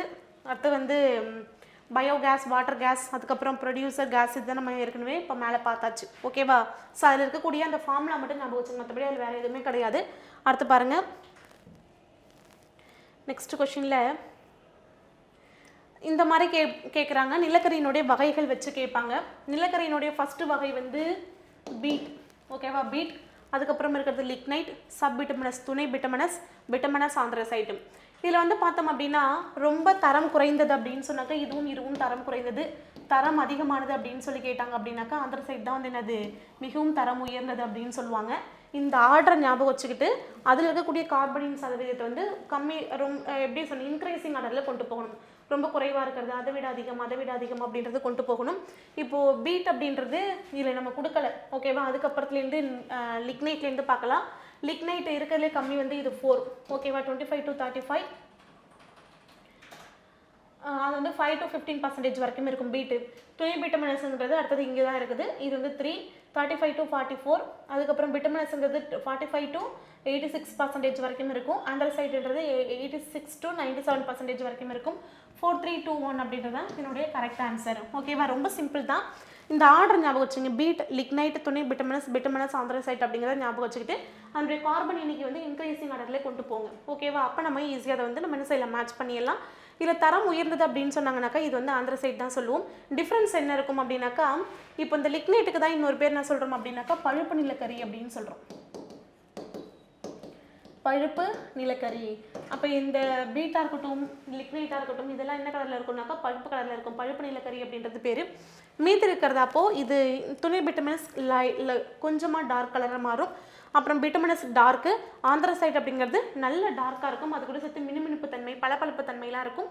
இந்த பீட்டும் லிக்னைட்டும் எரியும் பொழுது புகையை உருவாக்கும். இப்போ நம்ம நெய்வேலியில் பார்க்குறோம். நெய்வேலியில் பார்க்கும்பொழுது என்ன வகையான நிலக்கரி இங்கே யூஸ் பண்ணுறாங்க அப்படின்னாக்கா லிக்னைட் வகை நிலக்கரி தான் யூஸ் பண்ணுறாங்க. சரியா? அப்போ எரிக்கும் போது என்ன கொடுக்குது, புகையை கொடுக்குது. இதுவே ஆந்திரசைட் அப்படின்றது அதிகமான கார்பன் அளவு இருக்குது. 86 to 97% அளவு கார்பன் இருக்கிறதுனால இது அதிகமான புகையை என்ன செய்யறதில்லை, கொடுக்கறது இல்லை. சரியா? அப்போ மேட்சிங்கில் 4, 3, 2, 1 அப்படின்றது தான் இதனுடைய கரெக்ட் ஆன்சர். நெக்ஸ்ட் கொஸ்டின் பாருங்கள். உலகின் முதல் பெட்ரோலிய எண்ணெய் கிணறு 1859ஆம் ஆண்டு எங்கே தொடங்கப்பட்டுச்சு அப்படின்னு கேட்டால் இதோட வச்சுக்கோங்க. எங்கே தோண்டப்பட்டுச்சு? அமெரிக்காவில் உள்ள பென்சில்வேனியாவில் தோண்டப்பட்டிருக்கும். ஓகேவா? அமெரிக்காவில் இருக்கக்கூடிய பென்சில்வேனியா தான் முதல் பெட்ரோலிய எண்ணெய் கிணறு. 1859 இயர் ரொம்ப முக்கியம். 1859. அடுத்து பாருங்கள், இரண்டாவது எண்ணெய் கிணறு. ஓகேவா? இரண்டாவது எண்ணெய் கிணறு இது வந்து எங்கே தொடங்கியிருக்கிறாங்க அப்படின்னாக்கா இரண்டாவது எண்ணெய் கிணறு இந்தியாவில் இருக்கக்கூடிய அசாமில் இருக்கக்கூடிய மாக்கும் அப்படின்ற இடத்துல தோண்டப்பட்டிருக்கு. ஓகேவா? இது வந்து எந்த வருஷம் அப்படின்னா இது 59, இது வந்து 67, 1867. ஓகே, ஞாபகம் வச்சுக்கலாம். அப்போ உலகினுடைய முதல் பெட்ரோலிய எண்ணெய் கிணறு அப்படின்றது 1859ஆம் ஆண்டு அமெரிக்காவில் உள்ள பென்சில்வேனியாவில் தோன்றப்பட்டது. இரண்டாவது எண்ணெய் கிணறு 1867ஆம் ஆண்டு அமெரிக்காவில் உள்ள அசாமில் மாக்கும் என்ற இடத்தில் தோன்றப்பட்டது. அப்போ கூற்று 1, 2 ரெண்டுமே வந்து தவறாக இருக்கிறதுனால ஆப்ஷன் டி தான் இதுக்கான ஆன்சர். நெக்ஸ்ட் கொஸ்டின் பாருங்க. ஸோ இது வந்து ஆப்ஷன் டி ரெண்டுமே வந்து தவறானது. நெக்ஸ்ட் கொஸ்டின் பாருங்க. எல்பிஜி சிலிண்டரில் புரோப்பேன் வாயு பயன்படுத்தப்படுகிறது. எல்பிஜி அப்படின்னு சொல்லும்போது என்னுடைய அப்ரிவேஷனும் தெரிஞ்சுக்கிங்க. எல்பிஜி அப்படின்றது லிக்யூஃபைடு பெட்ரோலியம் கேஸ், தமிழில் திரவமாக்கப்பட்ட பெட்ரோலிய வாயு, திரவமாக்கப்பட்ட பெட்ரோலிய வாயு. இதில் என்னென்ன இருக்குது அப்படின்னு சொன்னால் புரோப்பேன் இருக்குது, C3H8, அப்புறம் C4H10, இது ரெண்டும் இருக்கும். ஓகேவா?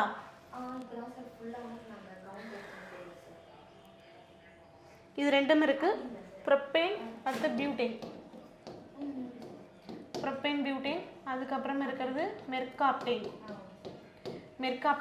இது மூணும் சேர்ந்து தான் என்னத்தில் இருக்குது அப்படின்னாக்கா இந்த எல்பிஜியில் இருக்குது. எல்பிஜியோடைய ஃபார்முலா கூட உங்களுக்கு கேட்கலாம். C3H8 அப்படின்றது புரோப்பேன், C4H10 அப்படின்றது பியூட்டேன். இவங்க ரெண்டு பேரும் சேர்ந்து தான் எதில் இருக்கிறாங்க? இந்த எல்பிஜி சிலிண்டரில் இருக்கிறாங்க. அப்போ propane is used in LPG cylinder. LPG சிலிண்டர்களில் புரோப்பேன் வாயு பயன்படுத்தப்படுகிறது. இது மணமற்ற வாயு என்பதால் அதில் கசிவு ஏற்பட்டால் அதனை கண்டறிய முடியாது. அப்போ புரோப்பேன், பியூட்டேன், மீத்தேனாக இருக்கட்டும், புரோப்பேனாக இருக்கட்டும், பியூட்டேனாக இருக்கட்டும், பென்டேன், இந்த மாதிரி எடுத்துக்கிட்டோன்னா இது எதுவுமே என்ன கிடையாது, ஸ்மெல் கிடையாது. ஓகேவா? கலர்லெஸ், நிறமற்றது. அப்போது நம்ம யோசிச்சு பார்ப்போமா? இப்போ நம்ம பயன்படுத்தக்கூடிய ஒரு எல்பிஜி சிலிண்டர் அப்படின்றது நல்லா ஒரு ப்ரௌனிஷ் கலராக இருக்குன்னு வச்சுப்போம். கேஸ் லீக் ஆச்சுன்னா நம்ம எந்த இடத்துல நம்ம யூஸ் பண்ணுறோமோ அந்த கிச்சன் ஃபுல்லாகவே எப்படி இருக்கும்? ஒரே ப்ரௌனிஷ் கலராக மாறிடும் சப்போஸ் லீக்கேஜ் ஆச்சுன்னா. ஆனால் இப்போ பாருங்கள், இந்த மாதிரி எந்த சேஞ்சஸ் நடக்கிறது இல்லை. ஏன்னா இது வந்து ஒரு கலர்லெஸ் கேஸ். ஸ்மெல் இருக்குமான்னு கேட்டால் ஸ்மெல்லும் இல்லை. அதனால் என்னாச்சு அப்படின்னாக்கா நிறைய ஃபயர் ஆக்சிடென்ட் நிறைய ஆச்சு. அதனால வேண்டியதாக அதில் என்ன சேர்த்தாங்க அப்படின்னாக்கா இந்த மெர்காப்டேன் அப்படின்ற ஒரு பொருளை அதில் நம்ம சேர்த்தாங்க. இது வந்து என்ன செய்யும் அப்படின்னா அந்த ஸ்மெல்லை மட்டும் கொடுக்கும். அந்த கேஸோட சேர்த்தது வெளியில் வரும். வெளியில் வந்து கேஸ் லீக் ஆகிருக்கு அப்படின்ற அந்த ஸ்மெல்லை மட்டும் நம்ம டிடெக்ட் பண்ணுறதுக்கு பயன்படுது. அப்போ இது வந்து ஒரு மனமற்றது. ஓகேவா? Since it is an odorless gas, any leakage cannot be detected. Hence a chemical by named mercaptan is mixed with LPG to help in a detection of any leakage of LPG. ஓகேவா? அப்போ ரெண்டுமே correct தானே? அப்போ கூற்று காரணம் ரெண்டுமே வந்து சரியாக இருக்குது. அப்போது இதுக்கான ஆன்சர் வந்து ஆப்ஷன் ஏ தான் இதுக்கான கரெக்ட் ஆன்சர்.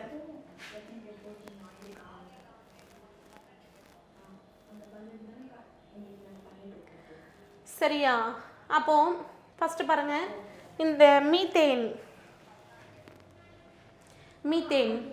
வந்து மீத்தேன் ஃபார்முலா இருக்கு இல்லையா? மீத்தேன் CH4, இது வந்து என்னென்னு சொல்கிறோம் அப்படின்னாக்கா இது என்னென்ன அழைக்கப்படுது அப்படின்னாக்கா சதுப்பு நில வாயு, மார்ஷ் கேஸ் அப்படின்னு சொல்கிறோம். சதுப்பு நில வாயு அப்படின்னு சொல்லி அழைக்கப்படுது. இது இறந்து போன தாவரங்கள், விலங்கினங்கள்லாம் இது வந்து வெளியிடுது. சுற்றுப்புறத்துக்கு எந்த விதமான தீங்கும் ஏற்படுத்தாதது. இந்த 3 பாயிண்ட்டும் எனக்கு ஞாபகம் வச்சுங்க. ஈத்தேன் பற்றி நம்ம புக்கில் எதுவும் கொடுக்கல. புரோப்பேன் நம்ம பார்த்துருக்குறோம். புரோப்பேன் அப்படின்றது இந்த எல்பிஜி சிலிண்டர்களில் பயன்படுது. இந்த எல்பிஜி சிலிண்டர் வந்து எதுக்கு பயன்படுது அப்படின்னாக்கா எல்பிஜி சிலிண்டர் வந்து நம்ம வந்து வீடுகளில், தொழிற்சாலைகளில் எரிபொருளாக பயன்படுகிறது. இது இல்லாமல் எதில் பயன்படுது அப்படின்னாக்கா நம்ம பயன்படுத்தக்கூடிய ஃப்ரிட்ஜில் வந்து என்ன பயன்படும் அப்படின்னாக்கா இந்த மீத்தேன் அப்படின்றது பயன்படுது. ஓகேவா? குளிர்சாதன பெட்டிகளில் பயன்படுகிறது அப்படின்னு சொல்லி கொடுத்துருப்பாங்க. அதே மாதிரி மீத்தேன், ஈத்தேன், புரோப்பேன் சொல்லிட்டோமா? பியூட்டேன், இந்த பியூட்டேன் அப்படின்றது எதுக்கு பயன்படும் அப்படின்னாக்கா ரூம் ஸ்ப்ரேவாக யூஸ் ஆகும். ஓகேவா? ரூம் ஸ்ப்ரேவாக யூஸ் ஆகுது. டார்ச்சில் எரிபொருளாக பயன்படுது அப்படின்றது கொடுத்துருப்பாங்க. இதுவும் வந்து குளிர்சாதன பெட்டிகளில் பயன்படுகிறதுன்னு கொடுத்துருப்பாங்க. லாஸ்ட் இருக்கிறது பென்டேன் ஃபார்மில் வந்து C5H10 அப்படின்றது. இது வந்து பாலிஸ்டைரீன் என்ற வேதிப்பொருட்களை உற்பத்தி செய்ய பயன்படுகிறது அப்படின்னு சொல்லி கொடுத்துருப்பாங்க. பாலிஸ்டைரீன் என்ற வேதிப்பொருளை உற்பத்தி செய்ய பயன்படுது. இது வந்து ஒரு லிக்விடாக இருக்கும் அப்படின்னு கொடுத்துருப்பாங்க. மீது எல்லாம் கேஸ்ன்னு கொடுத்துருப்பாங்க. இது வந்து ஒரு லிக்விட் அப்படின்னு சொல்லி கொடுத்துருப்பாங்க. இது அதனோட யூசஸ்லாம் நம்ம பார்க்குறோம். ஓகேவா? அப்போ இதுக்கான ஆன்சர் வந்து கூற்று வந்து ஆப்ஷன் ஏ கூற்று மற்றும் காரணம் சரி அப்படின்றது தான். அப்போ மீத்தேன் அப்படின்றது சதுப்பு நில வாயு, சுற்றுச்சூழலுக்கு உகந்தது, எந்த விதமான பாதிப்பையும் ஏற்படுத்தாது. ப்ரொப்பேன் அப்படின்றது எல்பிஜியில் பயன்படுது, இது இல்லாமல் குளிர்சாதன பெட்டிகளில் பயன்படுகிறது அப்படின்னு சொல்லி பார்த்துருக்குறோம். பியூட்டன் அப்படின்றது இதுவும் குளிர்சாதன பெட்டிகளில் பயன்படுகிறது, டார்ச்சில் எரிபொருளாக பயன்படுகிறது, ரூம் ஸ்ப்ரேவாக யூஸ் ஆகுது அப்படின்றது பார்ப்போம். பென்டேன் அப்படின்றது பாலிஸ்டைரின் என்ற வேதிப்பொருளை உற்பத்தி செய்ய பயன்படுகிறது. இது வந்து குறைந்த கொதிநிலை கொண்ட ஒரு திரவம் அப்படின்னு சொல்லியிருப்பாங்க. குறைந்த கொதிநிலை கொண்ட திரவம் எது அப்படின்னு கேட்டாங்கன்னா பென்டேன். ஓகே, நெக்ஸ்ட் கொஸ்டின் பாருங்க. கருப்பு தங்கம் என அழைக்கப்படுவது, கருப்பு தங்கம் என அழைக்கப்படுவது வந்து petroleum. What is called black gold அப்படின்னு கேட்டாங்கன்னா இது வந்து பெட்ரோலியம். ஓகேவா, இதுவே கருப்பு வைரம், வைரம் அப்படின்னு சொல்லி கேட்டாங்கன்னா அது வந்து நிலக்கரி. சரி, நிலக்கரி தான் கருப்பு வைரம் அப்படின்னு சொல்லி அழைக்கப்படுது. ஓகே, அடுத்து பாருங்க. இதனுடைய கலோரிஃபிக் வேல்யூ வச்சு ஒரு மேட்சிங் கேட்டிருக்கிறாங்க.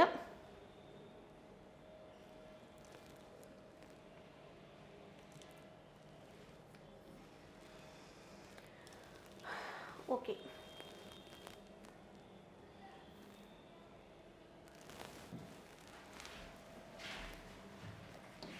இல்லை ஃபஸ்ட் நம்ம என்ன பண்ணணும்னா, நம்ம வராட்டி யூஸ் பண்ணுவாங்க இல்லையா, சாணத்துலேருந்து தயாராகக்கூடியது, அது வந்து கவு டங்க் அப்படின்னு சொல்லி கொடுத்துருப்பாங்க. மாட்டு சாண கட்டி, இதனுடைய கலோரிஃபிக் வேல்யூ, கலோரிஃபிக் வேல்யூ எவ்வளோன்னு பார்த்தோன்னாக்கா இது வந்து 6000லேருந்து 8000 வரைக்கும் இருக்கும். சரியா, அடுத்தது மரம், மரம் அப்படின்றது 17000லேருந்து 22 வரைக்கும் இருக்கும், 22,000 வரைக்கும் இருக்கும். நிலக்கரி, நிலக்கரி 25 to 25,000 to 33,000 வரைக்கும் இருக்கும். சரியா, அப்போ பாருங்கள் இது ரொம்ப கம்மி. ஓகேவா, இது ரொம்ப கம்மி, 6000லேருந்து 8000 வரைக்கும். மரம், நிலக்கரி, மரம்னா 22,000ல் முடியணும், நிலக்கரினாக்கா 33,000ல் முடியணும் அப்படின்றத ஞாபகம் வச்சுக்கிங்க. அடுத்து வந்து பெட்ரோல், டீசல், மண்ணெண்ணெய். ஓகேவா, பெட்ரோல், டீசல், மண்ணெண்ணெய். ஸோ இதெல்லாம் எவ்வளோ வரும் அப்படின்னாக்கா இதெல்லாம் வந்து 50,000, 50,000. இது எல்லாத்துக்குமே தனித்தனியாக இருக்கும், நான் சேர்த்து எழுதிருக்கேன். பெட்ரோல்னாலும் 50,000, டீசல்னாலும் 50,000, மண்ணெண்ணெய்னாலும் 50,000, கெரோசின்னாலும். ஓகேவா, அடுத்தது மீத்தேன், மீத்தேனும் சிஎன்ஜி, மீத்தேனும் சிஎன்ஜி இது ரெண்டுமே வந்து 55,000 வரணும். மீத்தேனுக்கு 55,000, சிஎன்ஜிக்கும் 55,000 வரணும். ஓகேவா, அடுத்தது நம்ம பயன்படுத்தக்கூடிய எல்பிஜி, எல்பிஜி அப்படின்றது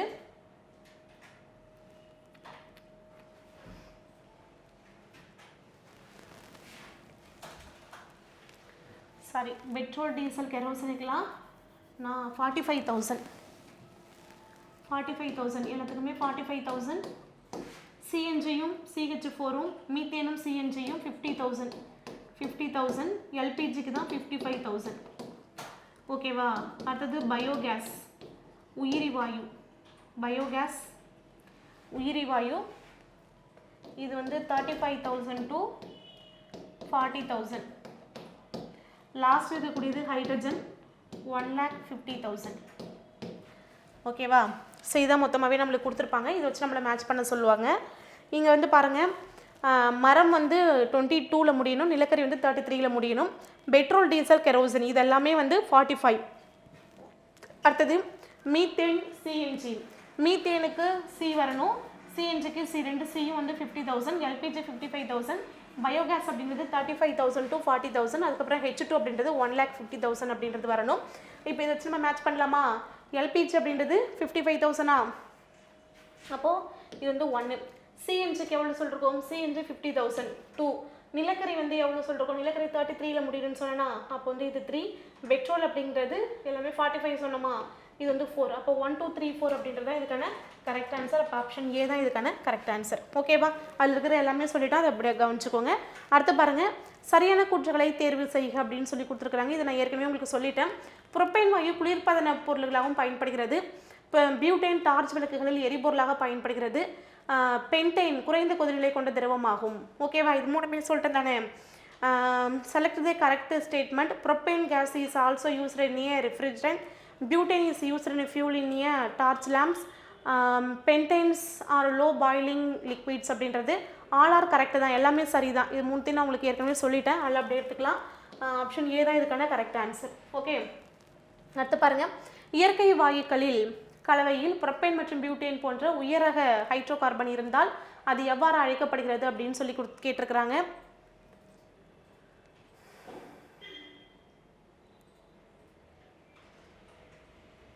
ஓகே, மீத்தேன் ஈத்தேன், மீத்தேனும் ஈத்தேனும் இருந்துச்சுன்னா, மீத்தேனும் ஈத்தேனும் இருந்துச்சுன்னா அது வந்து உலர்வாயு அப்படின்னு சொல்லுவாங்க, ட்ரை கேஸ்.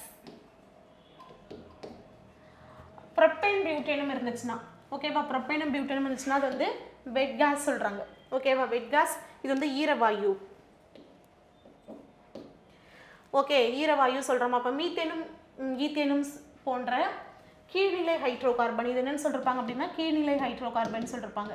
கீழ்நிலை ஹைட்ரோ கார்பன் இருந்துச்சுனாக்கா அது வந்து உலர்வாயுன்னும், இதுவே வந்து உயர்நிலை ஹைட்ரோ கார்பனாக இருந்துச்சுனாக்கா, ப்ரொப்பேன் பியூட்டேன் போன்ற உயர்நிலை ஹைட்ரோ கார்பனாக இருந்துச்சுனாக்கா அது வந்து ஈரவாயு அப்படின்னு சொல்லி அழைக்கிறோம். அப்போ இதுக்கான ஆன்சர் வந்து ஆப்ஷன் சி தான் இதுக்கான கரெக்ட் ஆன்சர். ஓகேவா, நெக்ஸ்ட் கொஸ்டின் பாருங்கள். கரைவாயு தான் நகரவாயுன்னு அழைக்கப்படுது. டேரெக்டாக ஒரே லைன் ஆன்சர் தான் இதில். ஓகேவா, வேறு எதுவும் இல்லை.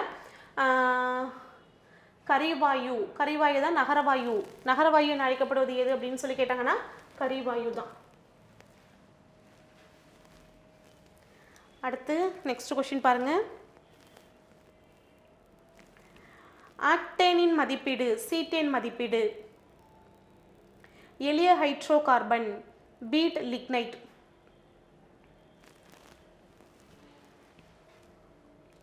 ஆக்டேன் மதிப்பீடு எதில் பயன்படுத்தப்படுதுன்னா பெட்ரோலில் பயன்படுத்தப்படுது. சீட்டேன் மதிப்பீடு எதில் பயன்படுத்தப்படுதுன்னா டீசலில் பயன்படுத்தப்படுது. இது ஒன்று. 3 இது ஒன்று. எளிய ஹைட்ரோ கார்பன் மீத்தேன். எளிய ஹைட்ரோ கார்பன் ஏற்கனவே சொன்ன எளிய ஹைட்ரோ கார்பன்கிறது மீத்தேன். பீட் அப்படின்றது முதல்நிலை நிலக்கரியா, ஏற்கனவே ஃபஸ்ட்டே சொன்ன முதல்நிலை நிலக்கரி 5. லிக்னைட் அப்படிங்கிறது பழுப்பு நிறம் கொண்டது, இது 4. அப்போ 3, 1, 2, 5, 4 அப்படின்றதான் இதுக்கான கரெக்ட் ஆன்சர். ஓகேவா, இதில் பாருங்கள். ஆக்டேன் மதிப்பீடு அப்படின்றது எதுக்கு பயன்படும் அப்படின்னா, ஆக்டேன் அப்படின்றது பெட்ரோலில் பயன்படுது. சீட்டேன் அப்படின்றது எதில் பயன்படும்னா டீசலில் பயன்படும். ஓகேவா, இந்த பெட்ரோலில் இருக்கக்கூடிய ஆக்டேனுடைய அளவு எவ்வளவு அப்படிங்கிறத சொல்கிறது தான் இந்த ஆக்டேன் மதிப்பீடு.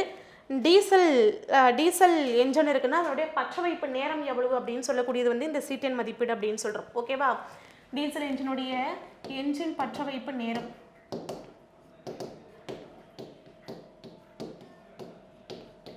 பற்ற வைப்பு நேரம். பெட்ரோலில் இருக்கக்கூடிய ஆக்டேனுடைய அளவு, ஆக்டேனுடைய அளவு எவ்வளோன்னு சொல்லக்கூடியதான் வந்து என்னது ஆக்டேன் மதிப்பீடு. ஓகேவா, ஆக்டேனுடைய அளவை அதிகரிக்கணும்னா, ஆக்டேனுடைய அளவை அதிகரிக்கணும்னா பென்சின் அல்லது டொலுவின் சேர்த்தனாக்க என்ன செய்யலாம், ஆக்டேனுடைய மதிப்பை என்ன செய்யலாம், ஆக்டேனுடைய மதிப்பை அதிகரிக்கலாம். சீட்டேன் மதிப்பை அதிகரிக்கணும் அப்படின்னாக்கா இங்கே வந்து அசிட்டோன் சேர்த்தான செய்யலாம், அசிட்டோனுடைய மதிப்பை அதிகரிக்கலாம். அப்போ ஆக்டேன் மதிப்பு அதிகரிக்கணும்னா பென்சின் அல்லது டொலுவின் சேர்க்கணும். ஓகேவா, பென்சின் அல்லது டொலுவின் சேர்க்கணும். சீட்டனுடைய மதிப்பை அதிகரிக்கணும் அப்படின்னாக்கா அசிட்டோன் அப்படின்றது இதில் சேர்க்கணும். ஆக்டேன் மதிப்பு அதிகரிக்க பென்சின் அல்லது டொலுவின், சீட்டேன் மதிப்பு அதிகரிக்க அசிட்டோன் அப்படின்றது சேர்க்கணும். மீதி இருக்கிறது எல்லாமே உங்களுக்கு தெரிஞ்சது தான். நெக்ஸ்ட் கொஸ்டின் பாருங்கள். ஸ்டவ் மற்றும் ஜெட் ஏர் விமானத்தில் பயன்படுத்தப்படும் எரிபொருள் எது அப்படின்னு சொல்லி கேட்டிருக்கிறாங்க. இதுக்கான ஆன்சர் வந்து மண்ணெண்ணெய், கெரோசின் தான். Which fuel is used in stove and jet aircraft அப்படின்னு கேட்டிருக்கிறாங்க. இதுக்கான ஆன்சர் வந்து ஆப்ஷன் சி, கெரோசின் தான். இது வந்து க்ரூட் ஆயில், கச்சா எண்ணெய் அப்படின்னு சொல்கிறோம் இல்லையா, இந்த கச்சா எண்ணெய் வந்து என்ன செய்வாங்க, ஃப்ராக்ஷனல் டிஸ்டிலேஷன் அப்படின்னு சொல்லக்கூடிய பின்ன காய்ச்சுவடுத்தல் முறை பயன்படுத்துவாங்க. அந்த பின்ன காய்ச்சுவடுத்தல் முறையில் நம்மளுக்கு என்னென்ன ப்ராடக்ட்லாம் கிடைக்கும் அப்படின்னு சொன்னால் எல்பிஜி கிடைக்கும். எல்பிஜி தான் என்ன பயன்படுது, எரிபொருளாக பயன்படுதா, எரிபொருள்.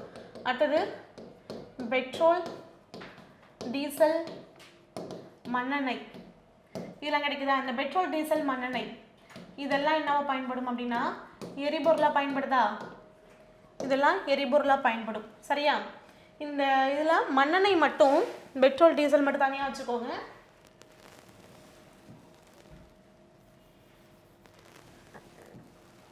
பெட்ரோல் டீசல் வந்து வாகனங்களுக்கு எரிபொருளாக பயன்படுது.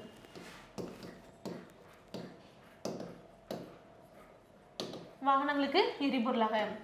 இந்த பெட்ரோல் வந்து எதுக்கு பயன்படுது அப்படின்னா உலர் சலவை செய்ய கரைப்பானாக பயன்படுது. அடுத்து பாருங்க மண்ணெண்ணெய்.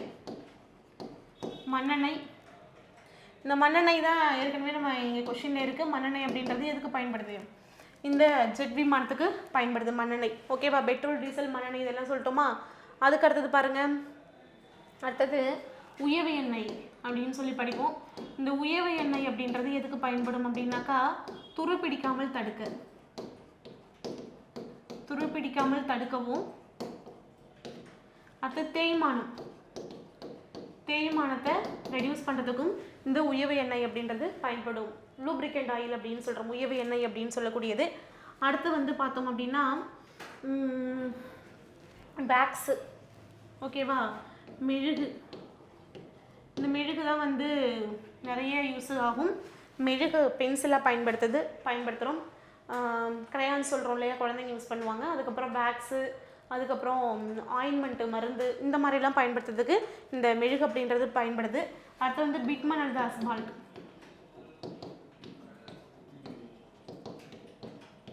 பிட்மன் அல்லது அஸ்பால்ட் அப்படின்னு சொல்லக்கூடியது. இதுதான் வந்து தார் சாலை அமைக்கிறதுக்கு பயன்படுது. ஓகேவா?